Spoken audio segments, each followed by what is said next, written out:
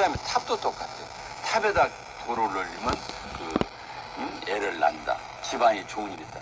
무슨 거기다 그렇게 한다고 날 수 있겠습니까? 그와 똑같이 불교를 파괴하는데 그렇게 아주 조직적으로 했다는 걸 우리가 생각하면 알 수가 있죠. 그래도 우리 불교는 500년을 견뎌왔습니다. 그래서 지금이라도 우리는 아무리 걱정할 거 없어. 우리는 열심히 스님들이 수행하고 포교하고 특히나 이 방송, 우리 불교 방송, 라디오 방송. 우리가 보면 라디오 방송하면은 어디 일하면서 들을 수 있고, 그 다음에 운전하면서 들을 수 있고, 자기 전까지 이불 속에서 들을 수 있잖아요.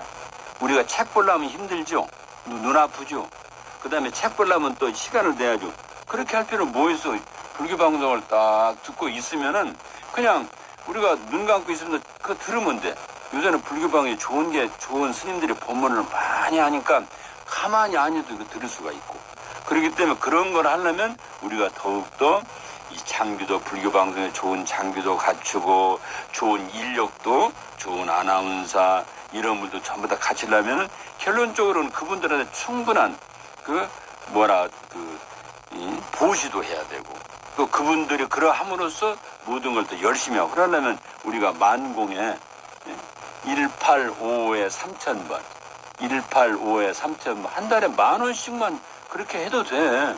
10,000원씩만 딱 나는 한 달에 우리가 불교 방송 내가 듣고 있으니까 이건 부처님한테 올린다 2만원 가지고서 야 오늘부터 내가 10,000원씩 10,000원 한 달에 해봤자 10,000원 아니냐. 우리가 하루에 1,000원씩 해봤자도 뭐 30,000원인데 30,000원이라 야 10,000원씩 우리가 내가 해야 되겠다. 그래가 은행에 가도 통장에다가 인출하기 힘들면 1,000원 1855에 3,000원 나도 그 만공에다가 한 달에 10,000원씩 하겠습니다. 그러면 그분들이 딱 일일이 하라고 알려주면 그대로 그게 바로 보시고 그렇게 함으로써 우리가 좋은 부처님 말씀을 전할 수 있다는 걸 알 수가 있죠.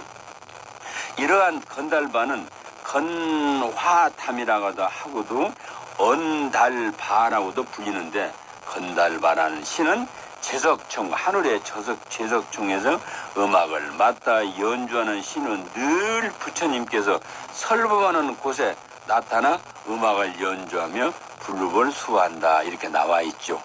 그러니까 우리가 지난 시간에도 말씀드렸지만 우리가 스님들이 무슨 개금불사를 한다, 그 다음에 요사체 불사를 한다, 대웅전 불사할 때는 불사하다 하는 점만 제일 치면 스님들이 법회하고 난 다음에 이제 여러 이 방송이 이런 불교 방송을 알려놓으면 야 거기서 말도 잘하는 아나운서니 다른 분들 와가지고 우리 집 법회하는 좀 와서 좀 도와주십시오. 또 그러면 또 우리가 또 그만한 그 사람들과 도와줌으로써 그 노래도 부르는 가수들이 있고 여러 사람들 왔잖아요.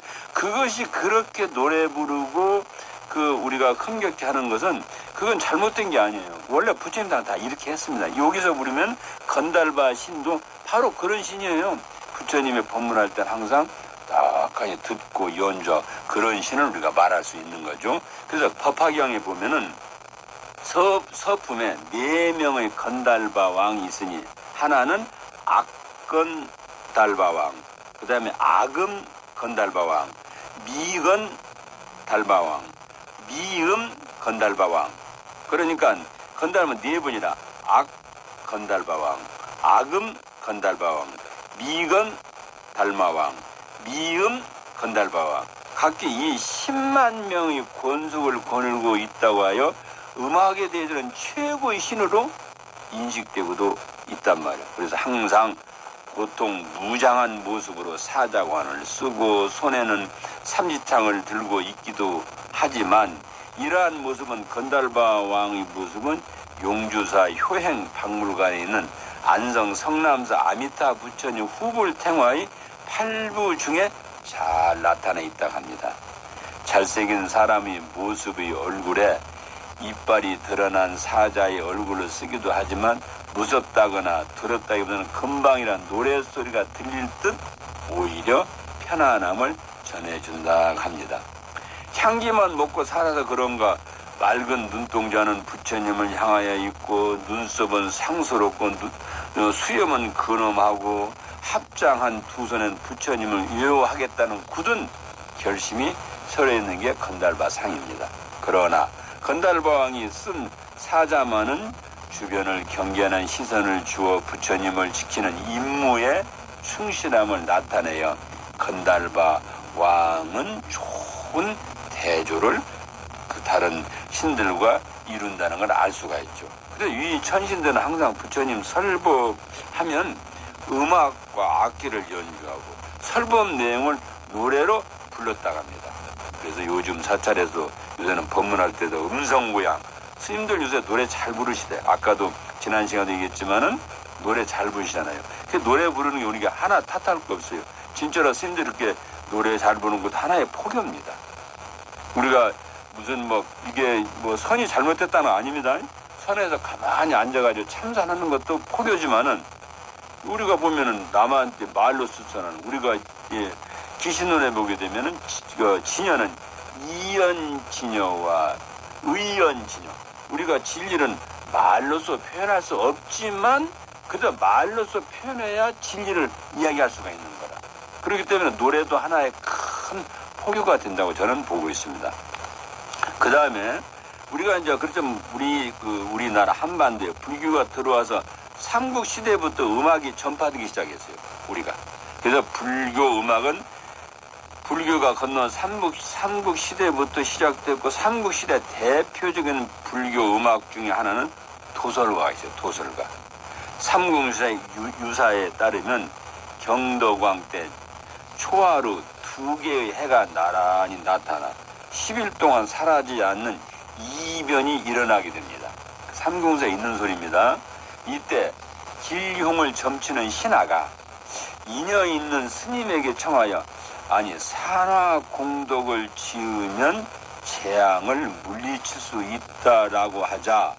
산화공덕 우리가 이제 뭐랄까 지나가는 길에 꽃을 뿌리는 의식을 산화공덕이라 허틀산자 꽃하자 산화공덕라고 하자. 바로 제단을 만들고 왕이 직접 행차하여 지나가는 월명스님을 붙잡아 기도문을 부탁했지만 월명스님이 성법을 몰라서 기도문 대신 나는 도설가를 하나 지어드리겠습니다 하면서 월명스님이 도설가를 지는 거다. 도설가 내용이 오늘 이에 산화불로 뿌린 꽃이요 너는 고든 마음의 명바다 미륵좌주 뉘셔라.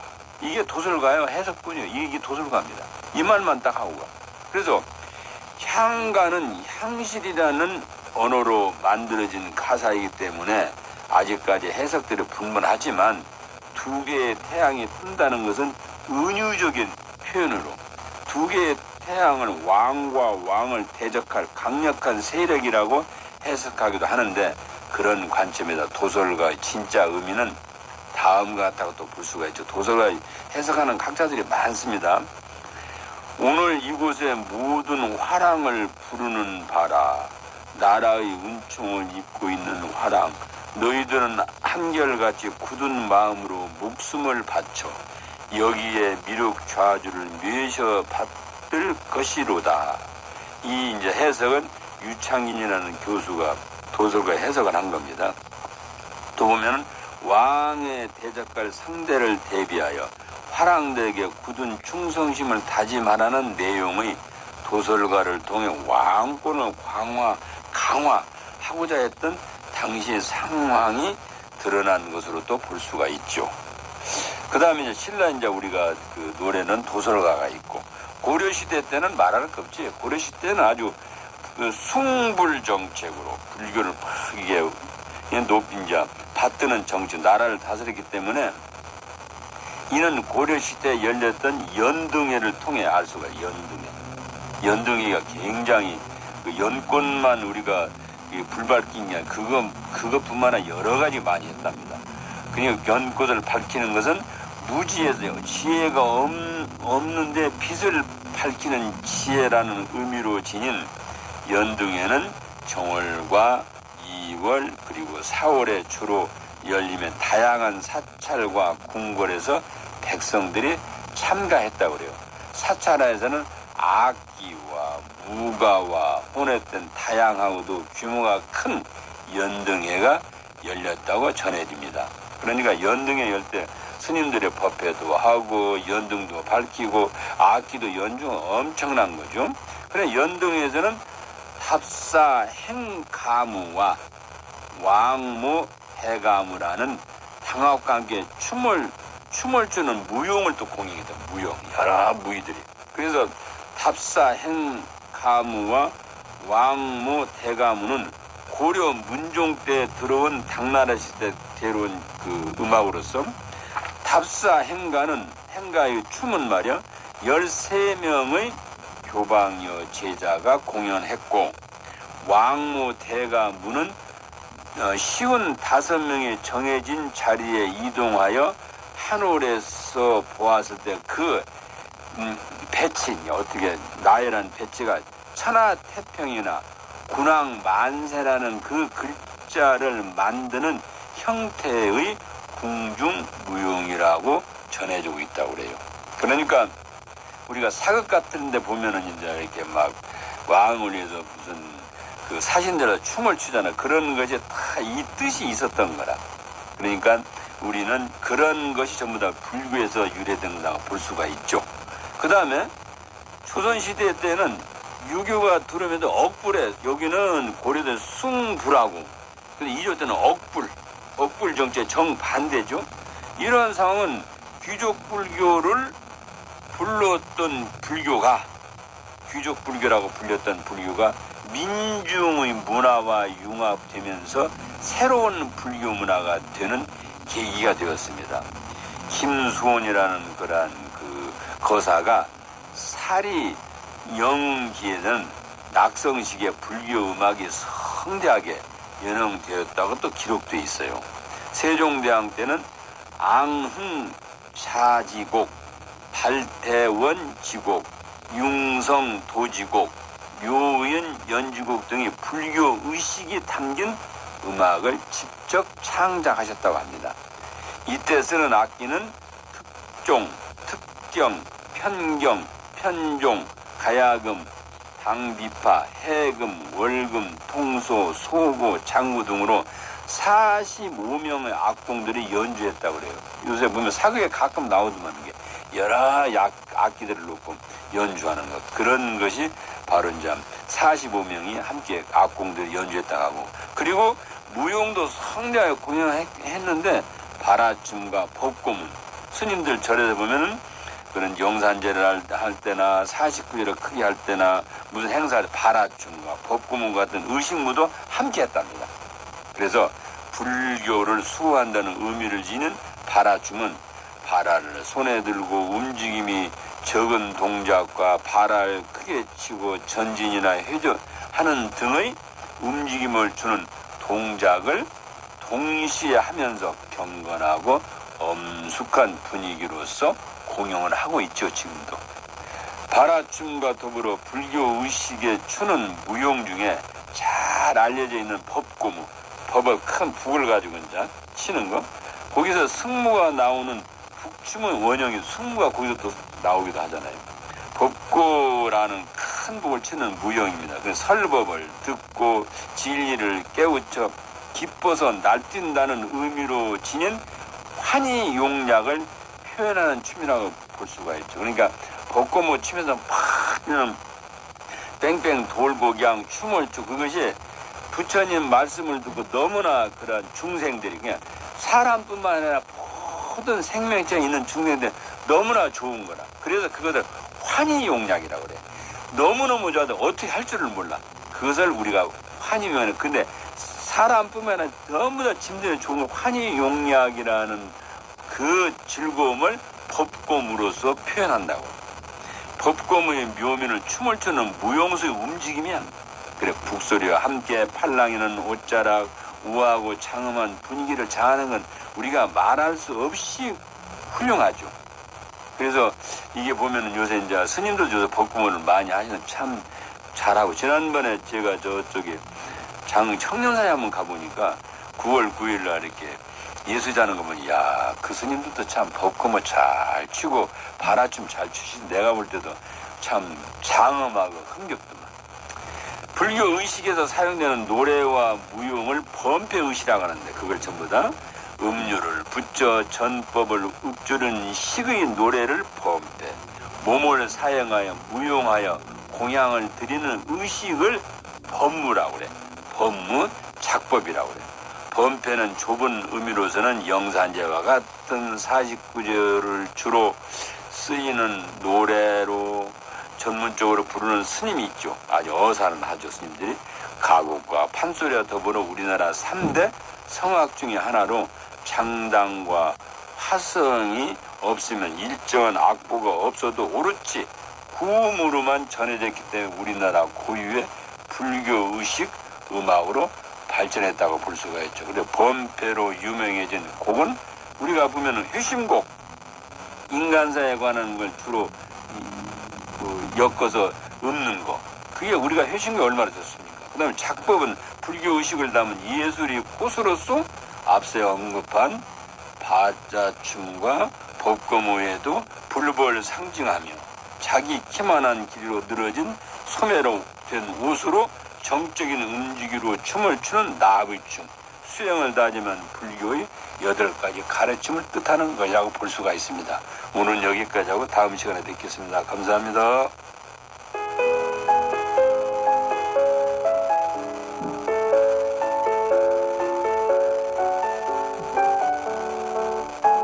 지금 여러분께선 경전공부 스페셜과 함께하고 계십니다. 포천 정변지사 용화 스님의 찬짓 배경경 강의 보내드립니다. 교재는 비움과 소통에서 펴낸 용화 스님 편역 찬짓 배경경입니다.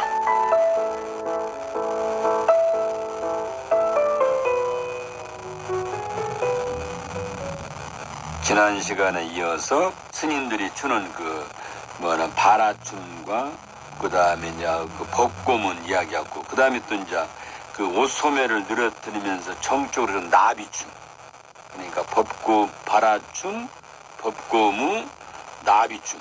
나비춤은 또 수행을 따지면은 불교 8가지 가르침을 뜻하는 겁니다. 그 스님들이 이렇게 옷소매 길게 가 나비춤 출 때 그냥 추는 게 아니에요.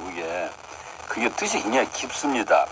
8괴 기둥을 치는 동작을 하는 그 타주가 있습니다. 그래서 8가지 그걸 치면서 8가지 가르치면 건 우리가 8정도죠. 법을 바르게 본다.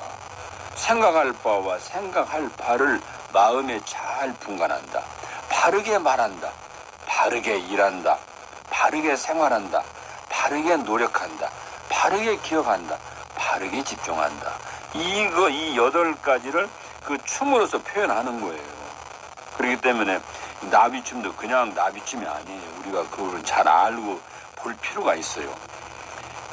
그래서 범패의식은 조선시대의 억불정책으로 주춤했으나 민간신앙의 전통을 수용하면서 범패의식을 중흥시키자고다 했고 지금에 와서는 우리가 많은 옛것을 찾아서 승무, 그 다음에 바라춤, 나비춤 여러 춤을 많이 재현해서 하는 거 있는 건 하고 있는 굉장히 잘하는 거라고 우리가 볼 수가 있습니다.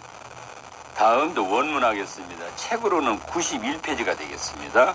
제목은 여원이 사형을 받아야 할 찰나에 부처님께 출가하기를 바라니는 책으로서는 91페이지 원문입니다. 91페이지 여원이란 사람이 사형을 받아야 할 찰나에 부처님께 출가하기를 바라니는 원문입니다.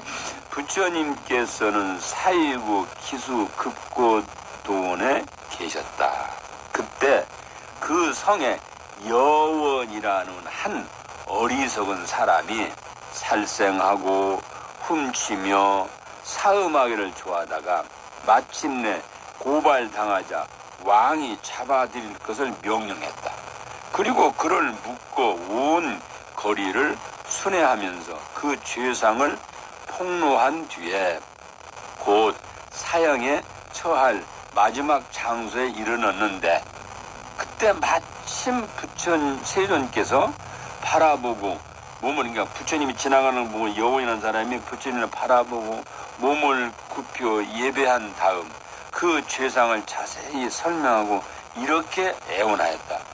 이제 곧 사형에 처해져 죽을 것이오니 세존께서 대자대비로 국왕에게 말씀하시어 저를 출가하게 해 주신다면 비록 그 자리에 죽더라도 다시 여한이 없겠나이다. 이렇게 애원하는 거죠. 그러자 부처님께서 그렇게 하라고 허락하시고는 곧 아란에게 분부하셨다. 내가 오늘 저 바사이광에 가서 이 죄인 한 사람을 풀어놓아 출가할 수 있도록 나 대신 왕에게 부탁하여라. 이에 아란은 부처님의 분부외로 곧 바사이광에 가서 이렇게 말했다. 오늘 세존께서 대왕에게 이 죄인 한 사람을 풀어놓아 출가하게 해 주실 것을 부탁하셨습니다. 왕은 과연 부처님이 말씀을 듣고 죄인을 풀어놓아 세존에게 보내어 출가하게 하였는데 오래지 않아 아란 걸 얻었다. 이때 여러 비구들이 아니 죽을 고비를 벗어난 여원이 출가한 뒤에 얼마 되지 않아 다시 아란 이러한 도과를 얻은 것을 보고는 전에 없던 일이라고 칭찬하면서 부처님께 여쭈었다. 비구들이 열애 세존께서는 과거에 어떠한 복을 심었기에 말씀을 하기만 하면 신용을 얻어 저 죄인의 목숨까지 구제하신다니까. 그러니까 부처님 왜 그렇게 하신다니까 하고 세존이시오. 그 이유를 말씀해 주십시오. 저희들이 말해서는 안 돼. 부처님의 말씀만 하면 다 모든 것이 이루어지는 이유가 뭡니까? 이때 세존께서 여러 비구들에게 말씀하셨다. 너희들은 자세히 들어라. 내가 이제 너희들을 위해 분별 해석하겠느니라. 한량없는 과거세 제당이라는 부처님이 하라 날국에 출연하시어 여러 비구들과 함께 많은 부락을 다니면서 중생을 교화하시다가 어느 날 길에서 한 선인을 만났는데 그 선인이 세존의 32상과 80종으로부터 빛나는 광명이 마치 백천의 해와 같음을 보고 환희심을 내어 부처님 앞에 엎드려 예배하였다. 그런 다음 자리를 깔아 모시고서 갖가지 맛있는 음식을 갖춰 공양한 뒤에 발언하며 원하옵건된 미래세가 제가 하는 말이라면 다 신용하게 하소서라고 하였다. 그러니까 이제 제당 부처님한테 오는 선이 이제 그렇게 발언하는 거예요. 그러니까 부처님께서 곧 대답하셨다. 내 소원이 그러하다면 오늘날의 나와 다름없이 해주리라. 그러자 선인은 부처님 말씀을 듣고 곧 부처님 앞에서 유없는 보리심을 내었으며 저 부처님도 그에게 수기하시되 그대가 미래세에 선불할 때에 서가모니라는 명으로 한량없는 중생을 널리 제도하리라고 하셨다. 부처님께서 여러 비구들에게 말씀하셨다. 알아두어라. 그때 선인은 바로 나의 전신이었다. 그 당시 내가 부처님을 존경하고 따랐기 때문에 모든 말의 신용을 얻어 죄인의 목숨을 구제하였다. 그로 하여금 다시 도과를 얻게 하였다. 그때 여러 비구들이 부처님 그 말씀을 듣고 기뻐하며 받들어 행했다. 이 말이죠. 그러니까 우리가 보면은 그 부처님이 전생에 계속 좋은 엄만 그러니까 짐승으로 태어나고 사람 태어나서 항상 좋은 공덕만 쌓으니까 그 말에 부처님이 아무리 죽으려고 하는 사형수라 하더라도 부처님께 그 사형수가 저도 부처님에 출가하면 여운이라는 사람이 간절히 하니까 부처님께서 왕한테 저 죄수를 놓아주시오. 내가 저 사람을 출가해서 그래서 좋은 사람을 만들기 위해서 이런 말이겠죠. 그와 똑같이 부처님의 말씀은 모든 게 다 어떠한 것도 다 수긍하고 다 들을 수 있는 그런 진실어. 부처님은 진실어잖아요. 진실어자. 금강에 나오냐 진실어자. 부처님 진짜 진실어자죠. 그 다음에 사형인도 부처님께 귀하여 아라한을 성취했는 하듯이 관음경을 독송하고 어려운 위기에 벗어난 안진홍이라는 사람도 있어요. 안진홍. 그러면 이 이야기는 이제 그 불교 설화집에 나오는 이야기인데 평안북도 묘양산 금선대 희곡천에 사는 안진홍은 금선대에 있는 절에 다니는 신도로서 날라다니는 매 사냥으로 평생을 살아가던 사람이었다. 어느 날 그는 묘양산에 들어가 토끼와 꿩을 잡아 다니다가 어느 높은 절벽 아래 솔개 매 새끼가 있는 걸 발견하였다. 이제 보니까 매가 이제 그 밑에 이제 솔개가 딱 있단 말이죠. 그러니까 안진홍은 그것을 잡기 위해 청암 절벽으로 내려갔다가 그만 발을 헛디뎌 천길 낭떠러져 아래로 떨어져 버렸어. 정신이 아득한 가운데 절에 다니면은 늘 듣고 외우던 관음경 1편을 마음속으로 외우면서 떨어졌는데 다행히 절벽 사이에 있는 소나무 가지에 걸려 매달려 있게 되었다. 그러나 겨우 정신을 차려보니 위로는 천길 아래도도 천길 올라갈 수도 없고 내려갈 수 없었단 말이에요. 한운섭이 이제는 꼭 죽었구나 생각하고 부처님이 가피 빌릴 걸 연구를 하였다. 그래서 그는 목이 터져라고 관세음보살을 염창하였다. 간절히 불렀다 소리죠.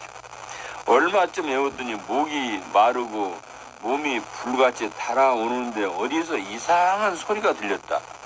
아슬아슬하게 내려보니 멍석을 말아 놓은 듯한 큰 구렁이가 소리를 하며 기어 올라오고 있었다. 이제는 죽었구나. 저놈이 사람의 냄새를 맡고 올라오니 이제는 꼭 죽고 말았구나 하고 안진홍은 체념한 듯 그저 관세음보살만 부르고 있었다. 그런데 그 커다란 구렁이는 기어 올라와서는 잡아먹으려 하지 않고 슬슬 기어 오르기만 하였다. 안진홍은 망태기 안에 사냥에 쓰는 조그마한 칼을 빼어 구렁이의 등을 퍽 꽂았다. 그리고 그는 칼자루 꽉 잡고 구렁이 등에 올라탔다. 그런데 구렁이는 한번 뒤돌아 볼 뿐 물지도 않았다. 안진홍이 산 위에 올라 다시 칼자루를 잡고 힘껏 빼려고 했으나 빠지잖아. 얼마나 깊어 베겼는지 칼자루가 빠지질 않아. 그리고 그 구렁이는 칼을 자기 몸에 지닌 채 싫다는 또 슬슬슬 도망가 버렸다. 안진홍이 하도 어이가 없어 세상에 참 별일 다 있구나 하고 몇 번이고 고개를 조아려 감사했다.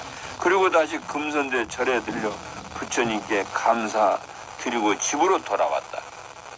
이튿날 아침 예전과 같이 세수를 하고 관음경을 외우려고 책장을 넘기는데 뜻밖에도 자기가 어제 그 구렁이 등에 꽂았던 주머니 칼이 그 소원 깊이 바다와 덕에 홍서심여해 한 구절에 홍서심해라는 그 구절에 그리 칼이 꽂혀 있었다.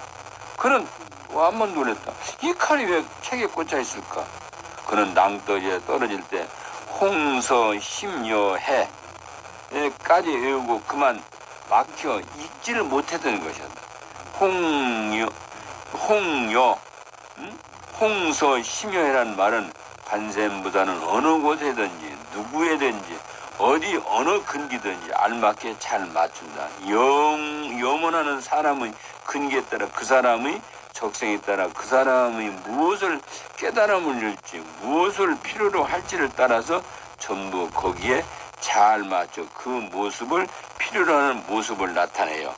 그를 위하여 설보와 그를 위하여 제도한다는 그 뜻이에요. 이게.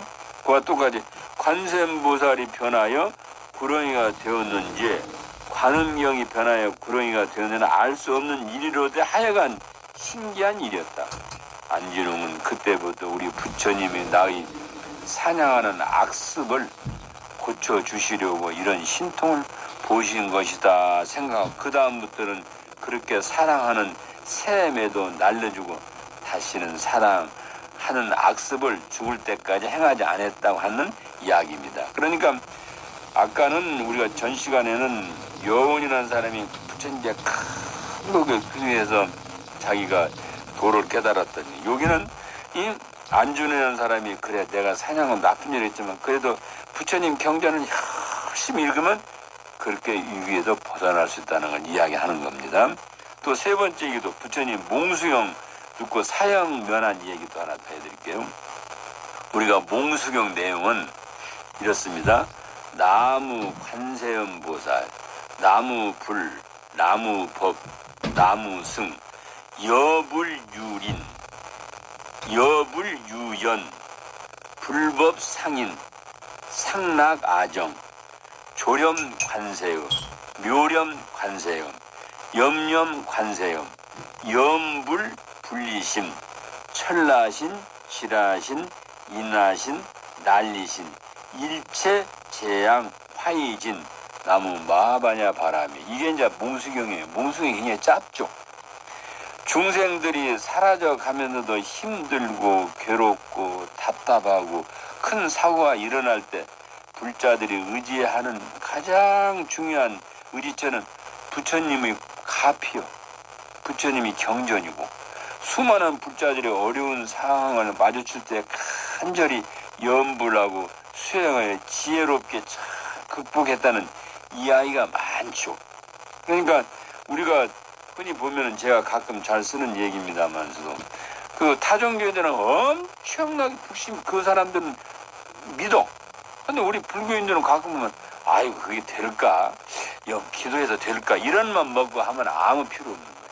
부처님의 법은 불가사에 우리가 인간의 생각으로는 도저히 상상할 수 없는 일을 성취하고 이루어질 수가 있는 힘을 가지고 있단 말이에요.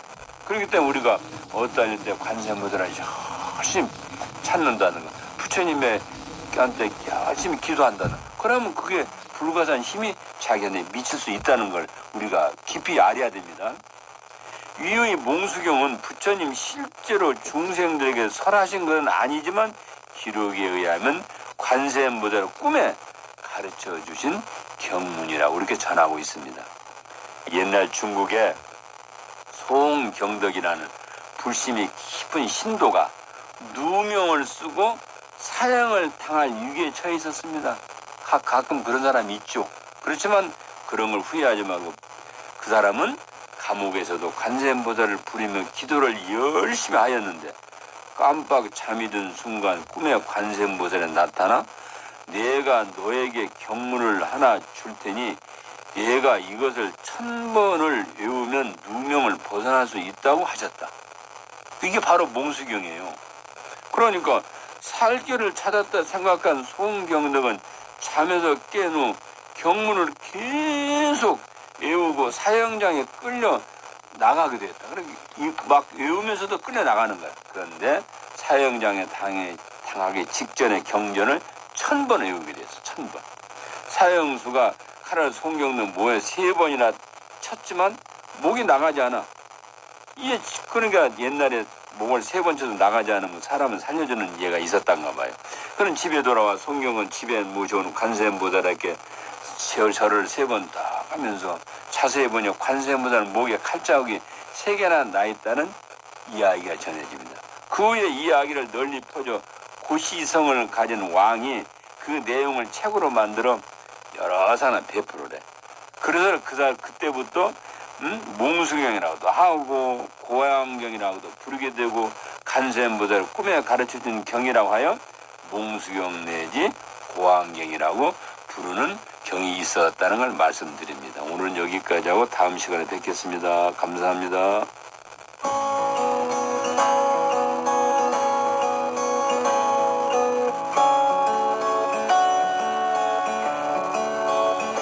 지금 여러분께선 경전공부 스페셜 용화 스님의 찬집 배경경 강의 함께하고 계십니다. 교재는 비움과 소통에서 펴낸 용하 스님 변형, 찬집 배경